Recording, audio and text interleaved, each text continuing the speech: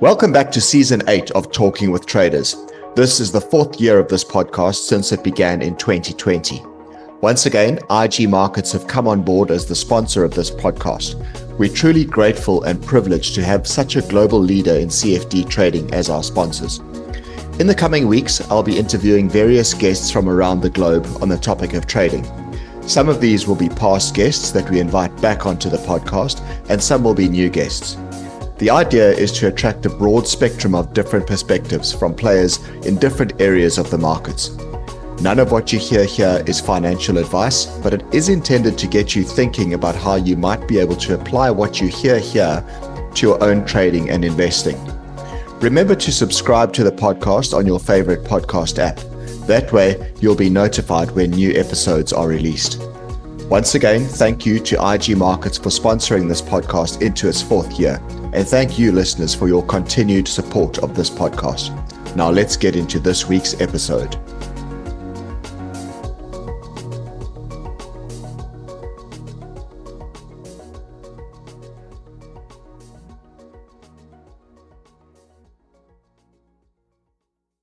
Welcome back to another episode of Talking with Traders. And this is actually a special episode because this is episode number 100. We started this podcast in the pandemic during March of 2020 was when we did the first one. And yeah, it was only supposed to be a short, quick 6 episodes. And here we are, just keep going with episode number 100. And for our 100th episode, I'm delighted to welcome a new guest to the podcast. His name is Charlie Burton from charlieburtontrading.com in London. Welcome, Charlie. Yeah, and well, thanks for having me on, and congratulations for your 100. It's the way things go, isn't it? You don't mean to do it, and then it just morphs into something. So, well, that's exactly it. You know, we started, literally, it was a brief from IG Markets, who are our sponsors, to do a 6-part podcast series, and that was it. That was going to be it.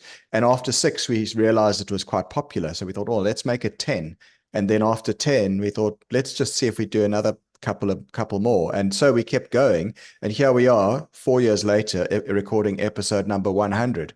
And well, I guess that's a success story, but it's also due to quality guests like yourself that bring a lot of distilled wisdom, no pressure, and bring interesting content to the podcast so that listeners keep coming back. And hence we've got a consistent offering, I guess. But with that in the bag, Charlie, it's good to have you on the podcast. You and I met recently at the London Trader Show in London, obviously, as the name would suggest. And you very kindly agreed to come on the podcast and talk to us a bit about trading, a bit about your background and what you do. So I'm looking forward to this conversation.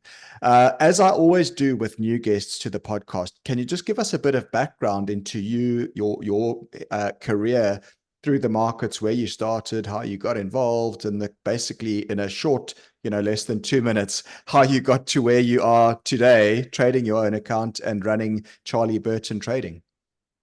Yeah, well, I worked in financial services straight out of university. And then it was in the late 90s, I'd asked I think one of my line manager at the time for some more personal development. And then he sent me on a course, and I ended up going there with one of my financial advisors. So I used to advise independent financial advisors on our funds and pension funds and all that sort of stuff. And my financial advisor said, I've got a spare ticket. Do you want to come to this financial trading course on options? So I thought, that sounds interesting. It's late 90s. We were all buying penny shares back then and stuff anyway, and because everything was going up in the late 90s. Yeah. And so I thought, well, something I've always been interested in. I never would have known how to go about doing it like that. And that was what got my interest in trading basically US stocks and options.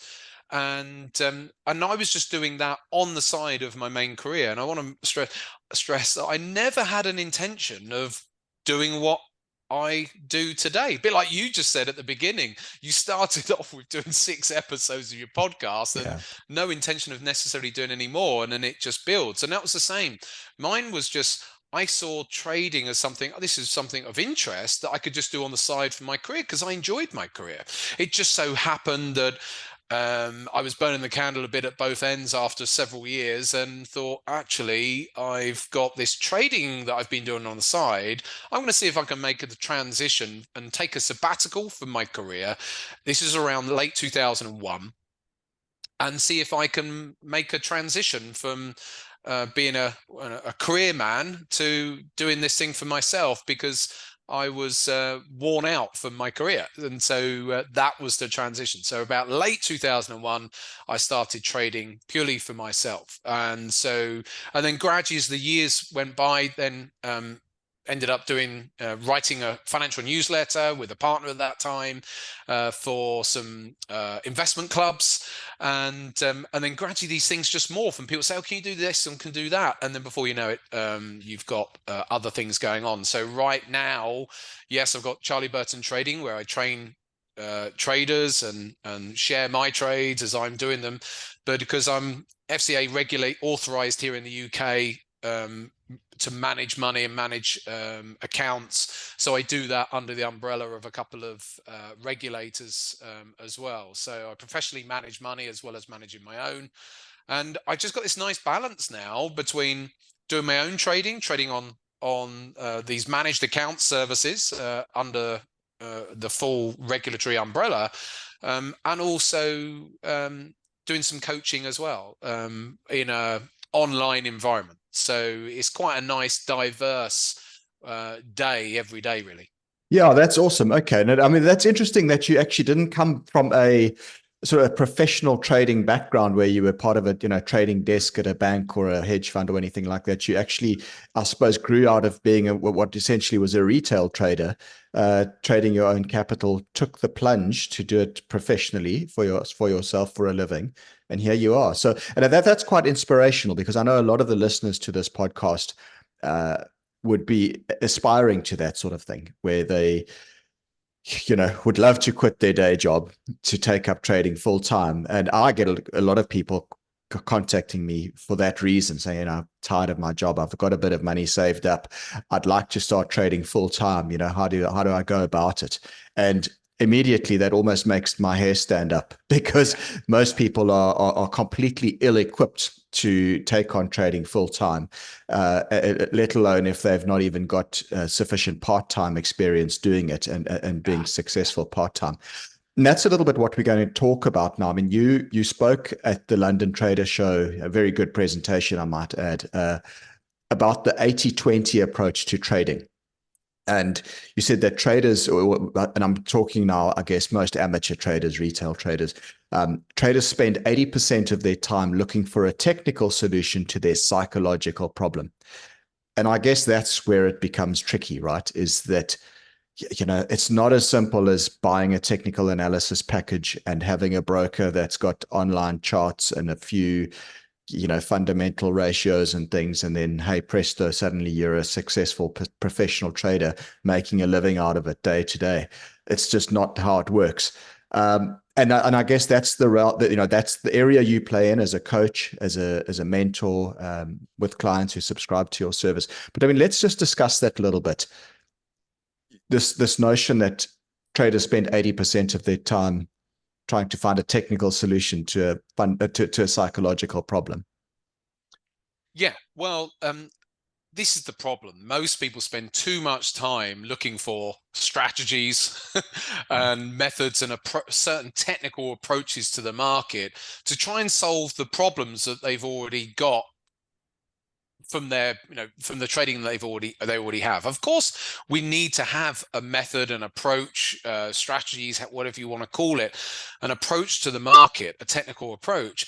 But the problem is you just see people jumping from approach to approach to approach over the years. The problem isn't a lot of the time the approach. The problem is themselves, and they're not seeing that behavior. So all that happens is someone approaches the markets, they go through a little bit of a drawdown, and then they think, I don't want that strategy anymore. I'm going to go on. I don't like that now. I'm going to go on to something else.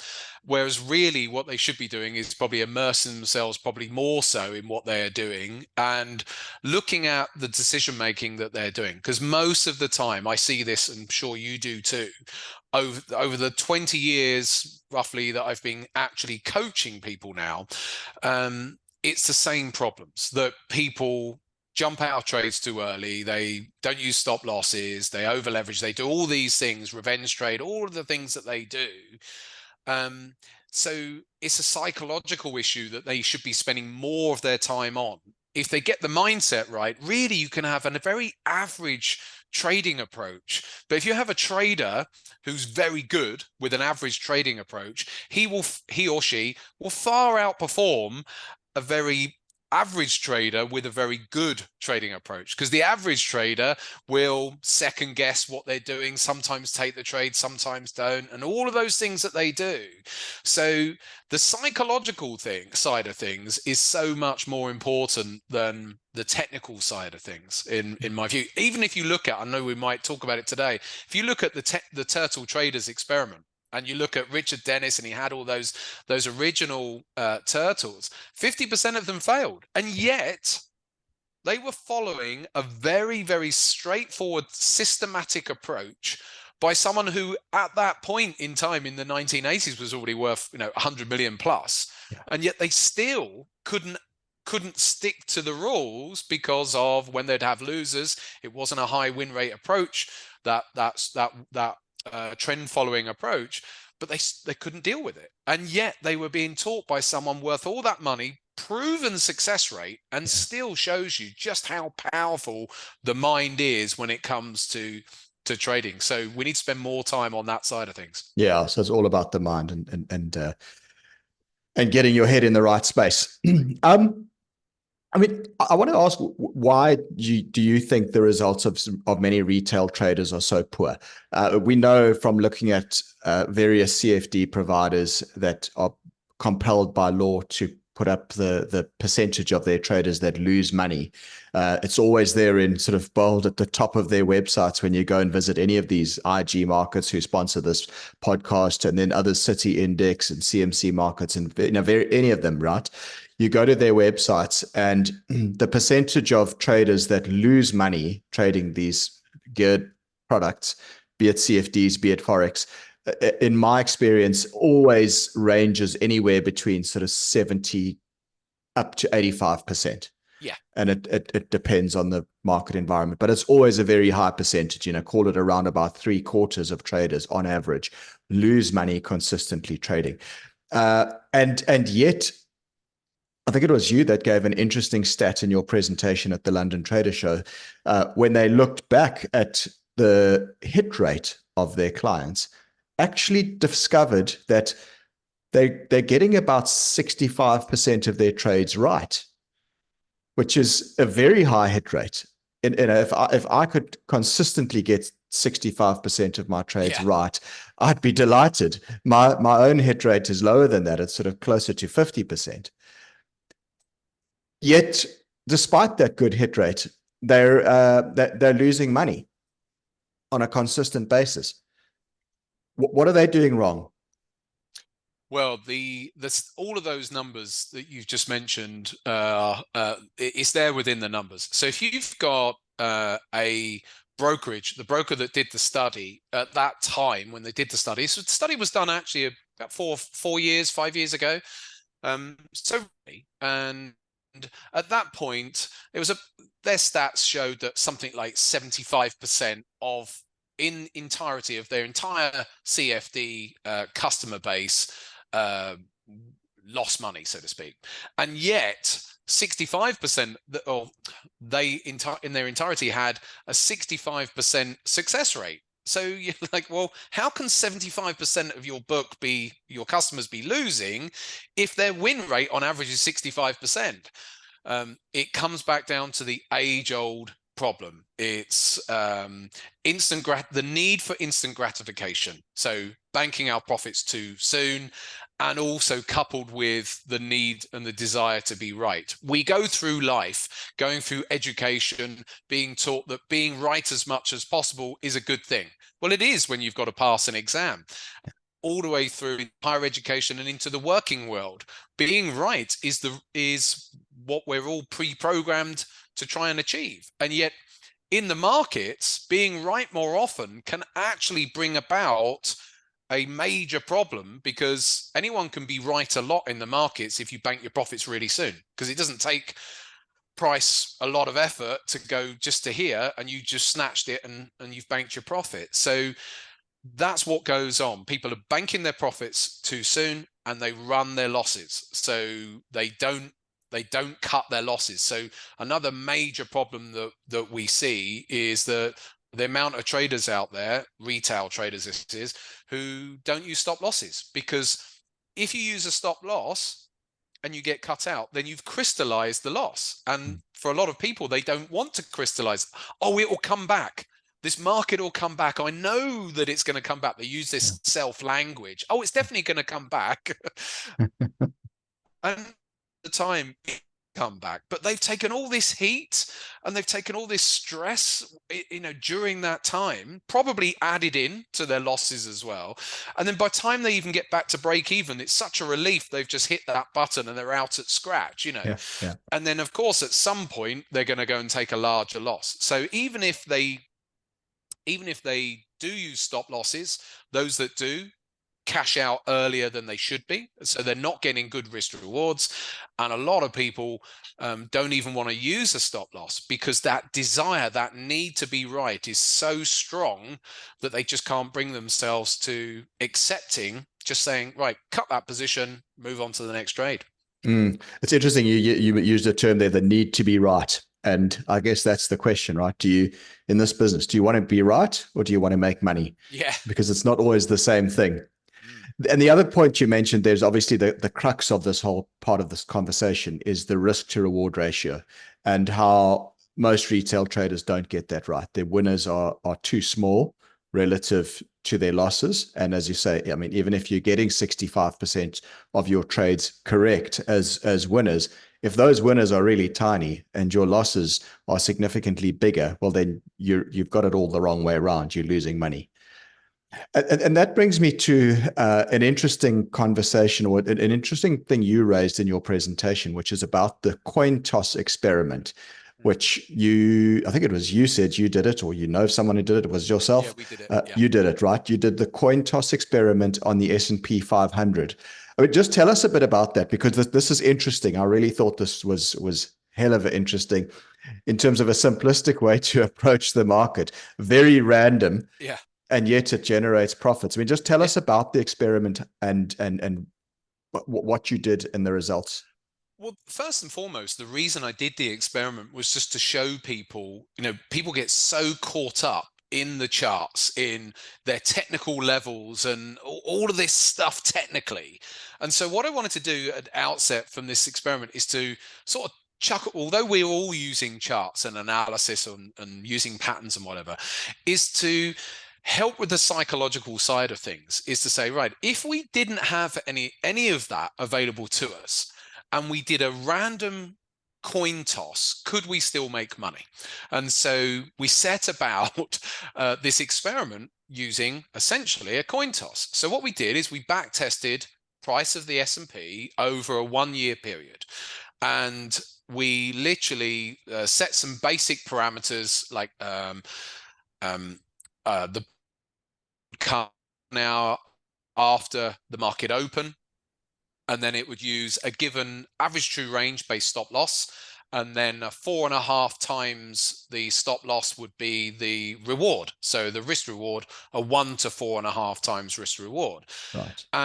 But every single trade was based on a coin toss. So we just used a randomizer, just an online randomizer, and then we ran that over all of those trades over a 1-year period on the S&P, but we ran it 20 different times over, because one randomizer over all of that year you then start it again, and the random nature of when it says buy or sell each day is going to be different every single time. So for the purposes of the experiment, just to see randomly how 20 times over how it would come out, and on £1,000 account it yielded a £500 return on average.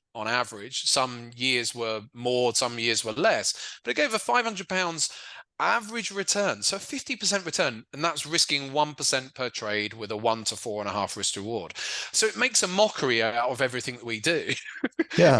in a way, but the point of it was to try and get people to let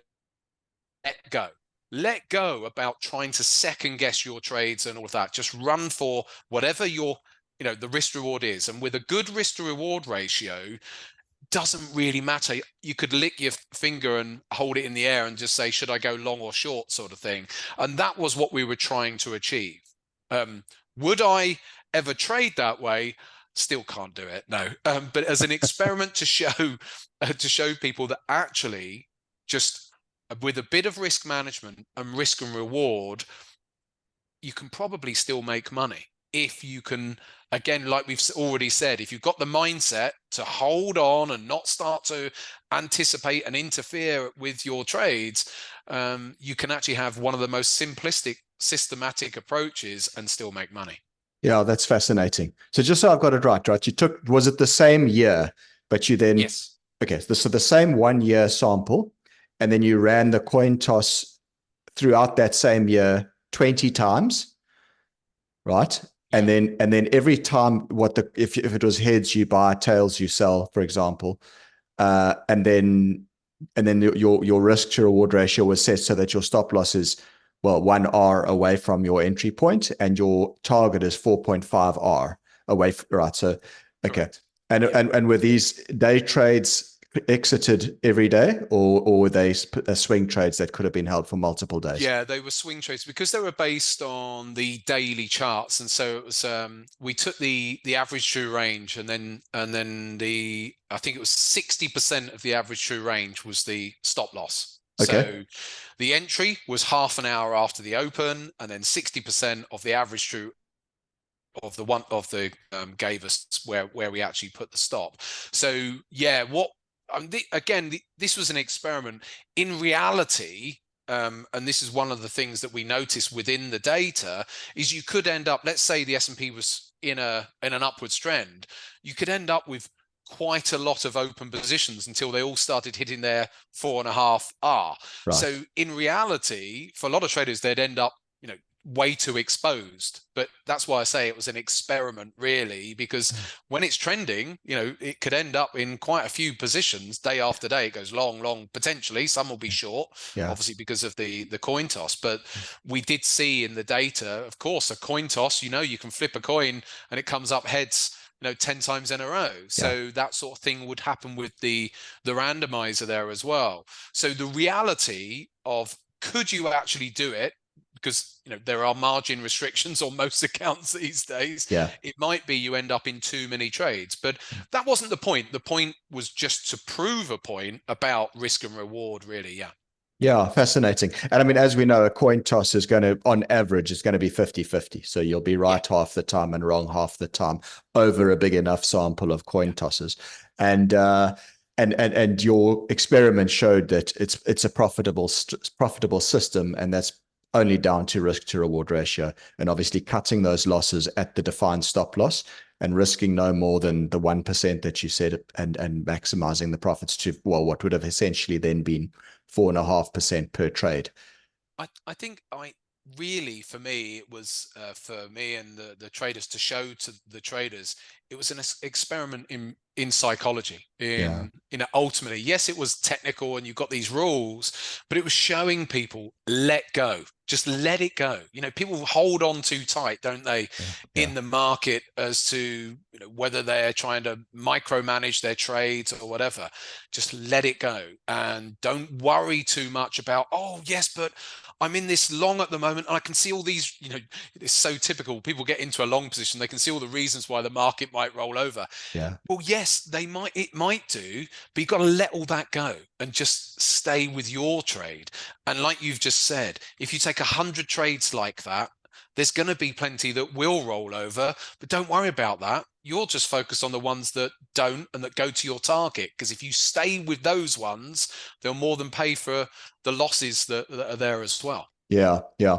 The one thing that we haven't spoken about, but I know you mentioned it in your in your presentation, was that of this experiment, I think you said the win rate was 25%, so a very low win rate actually. Yeah.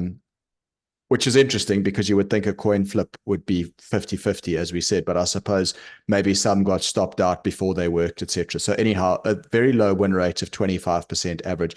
And then the maximum drawdown was minus 30%. And I guess that's the part where an average Joe would really struggle to stick with the system when you see it down 30%. Correct. And you've got to ride out that drawdown and really have conviction to stay with the system. Yeah, absolutely. But like I was saying, I'm not entirely sure that I couldn't stay with this, because I think we all want some element of control, and the feel that we've added something, we've contributed to this trade. It was our analysis, we're following a pattern, as opposed to just a random coin toss. I think for most people that would be really, really difficult. So it wasn't about trying to translate that into, in reality trading. It was just the experiment to say, yeah, look, even with a 25% win rate, and any system is going to have drawdowns, and so you have to expect that, depending on the nature of the system that you're going to be using. But it was really about just allowing people to let go a little bit psychologically, and for them to realize that yes, they have an input, and we all want to have that input, but in the grand scheme of things, if we've got a reasonable risk to reward ratio and risk management, then we can still make money. But you're absolutely right. When you're in the depths of a drawdown, it's very difficult to stay true to a system, and so I think that's a very difficult thing for people to deal with. Yeah, it absolutely is, and that's often when people start system hopping. Yeah, and what have you. But on this discussion around hit rates and things, and then obviously risk to reward ratio, which is still what we're on about. I mean, you mentioned some of the legendary traders in history, and we talk about guys like Paul Tudor Jones, and let's just have a look at some of their win rates on their trades, which is interesting. Most of them are quite low. So you've said Paul Tudor Jones' win rate was 35%. Jim Simons, who arguably is the best trader in history, win rate of 50%. Richard Dennis, who was the original Turtle Traders founder, as you mentioned, 30% hit rate. So these guys are, these are the best in the business. And their hit rates are as low as that, and yet they've made millions and millions of dollars trading. And it's all down to the fact that they keep their losses small and allow the winners to run. Yeah. Yeah, in the main, yes. And so in relative terms, their winners are a lot bigger than their losses, because they've transcended. And this is why dip trading coming back to its core is so difficult for us, because we have that scarcity that's built into us going back thousands of years in our development as human beings. There were times when we wouldn't have known where our next meal was going to come from. So when the next food source is made available, you're going to take it, and you see that to this day in your pet dog, when they wolf down their food, because they still have that DNA that they don't know when you're going to feed them again. They don't know, so they eat it as fast as they can. And we see that with even with people who have eating disorders. They say that wiring is still there, hardwired into us. about, well, we don't know. Subconsciously, we can rationally talk about this stuff and know that we've got food in the cupboard. But subconsciously, don't underestimate the power of that hardwiring that's there. And so it's the same when it comes to trading, that the power of that subconscious to want to take that trade, take those points whilst they're on the table, the pounds, the dollars, whatever, whilst it's on the table is such a strong emotion that it's going to override our conscious. We can consciously rationalize, look, we've got to stay for our 1 to 2, 1 to 3, whatever our risk reward ratio should be for our given approach. But the burning desire is something you should never underestimate, the power of the dark side. That's for sure. Oh yeah, that's right.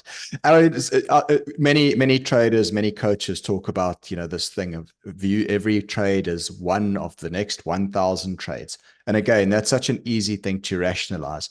And yet, when you're in the moment and you're trading and you're in that trade, it's like your life depends on this one trade and the outcome of this one trade.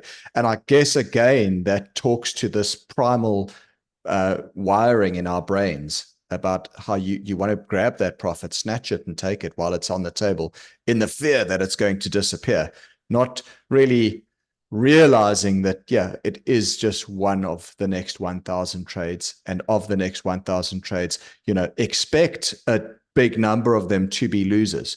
It's just part of the nature of this game, right? I think, and we can use that, and I use that a lot. This is just 1,000 trade, one trade in the next 1,000 trades, to try and desensitize the importance that we allocate to a given trade. But self-talk is also really helpful. So just saying, I can't afford to bank this profit early. To really try and use self-talk. Psychologists have proven that if you talk out loud, then you fire different neural pathways. So if you're just internalizing anything and you're just sat there at your desk clicking away, then you're firing a completely different neural pathways to once you talk out loud. Like if someone was sat next to you saying, why are you about to bank this profit early here? Because if someone was sat next to you, you'd say, I'm not going to do that.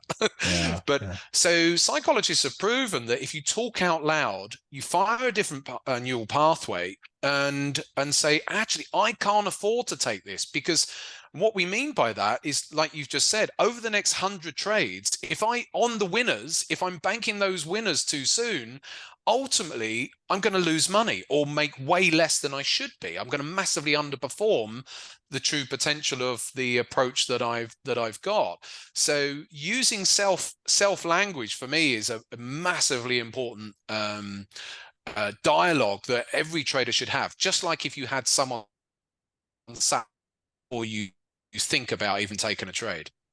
Yeah, that's really interesting. So it comes down to sort of an accountability, I suppose.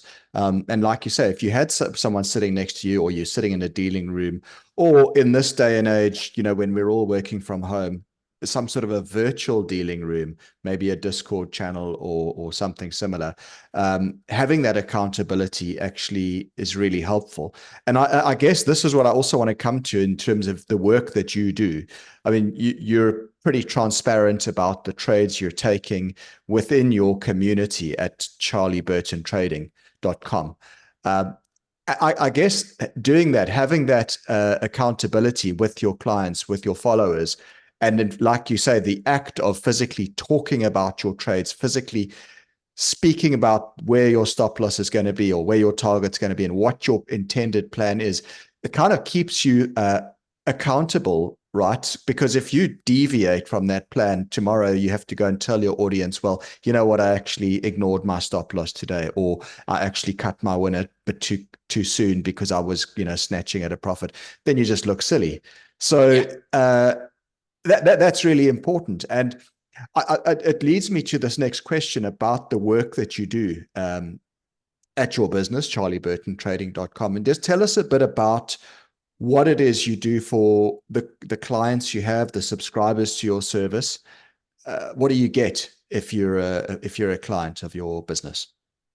Well, it is just it is a subscription so anyone can just join for as long as they want or not. But we've Yeah. got members who have been with me now for 20 years. Right. So which is fantastic to have senior traders themselves who I've taught, literally just 19 years ago, who are still within our community today.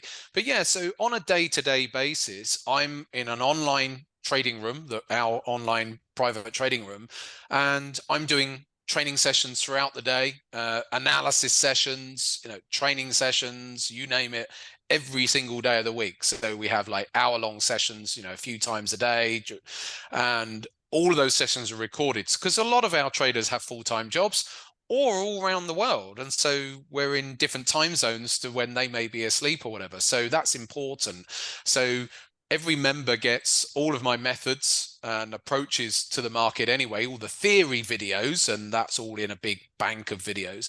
But then every day I'm analyzing the markets and monitoring the markets for my next trades. So they're seeing how I'm approaching the markets when I'm taking trades. They're watching me as I'm putting my positions on, as I'm managing my positions, all of that, because I'm doing it under the regulatory umbrella that I'm part of. So they're seeing me as I'm literally, as you just said, I'm having to walk the talk with them because they're seeing what I'm doing every single day, every week. But it's not day trading, it's swing trading and position trading that I do nowadays. Although I used to day trade, I don't anymore. But even though it's not day trading, a lot of the time we will be entering positions, during market hours, of course, during trading sessions and, news-based sessions. We got FOMC this week, the week that we're recording this podcast. So all of those are important sessions where we might be taking positions, or I might be taking positions or managing positions. So it makes for just a really fulfilling time, and our members just drop in and out as much as they want to. They can be there all day, every day, throughout all the sessions, or they can just cherry pick and watch the sessions that they want to. But I also have an app, so when I'm want to put any communications, then I put those communications onto the phone as well. So people that do have full-time jobs or whatever say, oh, I see Charlie's up to something here, what's he doing? So it's that full transparency, like you say. Everything I do is logged in real time, and that's important to me. Yeah, certainly keeps you honest. There's no doubt. Yeah. There's a lot of parallels in terms of what you and I do between our businesses. I think sounds like you've got a bit more technological advancement, but I'm listening to you with a lot of interest here because I have a lot of clients, subscribers in South Africa who follow my work, and I do something similar to you, but it's, yeah. What channel do you use to communicate with your clients other than the app that you mentioned? Well, we have our own the trading room software itself is a bespoke piece of software. So I can share that with you off once we finish. But it's what's nice with the software. It's not like a Zoom or anything like that because it's fully interactive. So the members can chat in a chat box whilst I'm projecting, just like a Zoom, but there's so much more going on. I can see when people are typing, and we can do polls, and it's a lot more interactive than your sort of Microsoft Teams or Zoom in many regards, because it was designed for people like yourself and me to be fully interactive when we're doing our stuff with our traders. So I'll share that with you. But offline, it's really perfect. Good. Yeah, okay. No, that sounds really good. And as you said, it creates that virtual trading room that we talk about. It's nice to sit in a dealing room with other traders, but nowadays we all work virtually. So many of us do. So it's nice that you've got that technology to be able to do that. It sounds excellent. I think what's important is, for me, like it sounds like for you as well, it's about community. And like you've just said, back in the old days when you used to have dealing rooms, people were there physically together. With these sorts of environments like my one, everyone can see each other, logged in, and you get that real sense of camaraderie and community, which I think is so important when it comes to the markets, because people need that. They need, not everyone. I've got senior traders there like you have, but there's a lot of people who need that hand holding, and they need to feel like it's okay. Look, you've got all these other people who have been where you are are right now, you're at a different stage in your journey. And so it's more than just me leading all these trading room sessions. It becomes a much greater sense of community as well. Yeah, love it. Okay, that's really fantastic. And I really like what you said about, actually speaking out loud about the trades that you're doing, and that how it, while your brain processes it differently, as opposed to if you're just sitting quietly in your office by yourself trading away, there's no accountability. You can do whatever you like, but that often leads you to do the wrong things. So I think that's really been a nugget that I've taken away from this conversation, which is going to get me thinking a little bit more. I think that was fantastic. All right, Charlie, we're pretty much getting towards the end of our allotted time now, so I'm going to wrap it up. But just with that, if some of the listeners to this podcast would like to join your community or get in touch to find out more about what you do, how do they go about doing that? Well, they can just go to charlieburtontrading.com. Most of our members, we have silver membership, gold, and platinum. Most of our members are the one in the middle. So often is the case. Gold membership gets you everything you need, and so give us a try. It's one. You can subscribe for a month and then go if you want to. It's as simple as that. But a lot of people, they give us a try and then they think, actually, I quite like this community stuff, and then they stay. It gives me a sense of purpose doing what I'm doing. Same as I'm sure for you as well. It's important to feel like you've got something, it going on in your life, rather than, for me, just trading wouldn't be enough. So I need that sense of purpose as well. So it fulfills something from my end as well. But yeah, for people, they can come and join at any time, and it's lovely being part of that community. Yeah, certainly is. Well, I love it. It's very interesting to listen to how you've articulated that, Charlie, and brilliant. Thanks so much for coming on the podcast. I've really enjoyed this conversation. And as I say, episode number 100. It's been great chatting to you. Thanks for coming on to it for the 100th episode. And I look forward to communicating with you more in the future as well. Oh, thanks ever so much for having me on. And by all means, I'd love to come back on again. Thank you. Thanks for joining us for today's episode of Talking with Traders, brought to you by IG, a world-leading CFD provider. We really are privileged to have such a leader in the field of online trading involved in this series. Please follow us on Facebook and engage with us there. And a reminder to make sure you subscribe to this series by clicking on the subscribe button on your favorite podcast app. If you've enjoyed this podcast, we'd also appreciate if you'd leave a review on the app too. Till next time.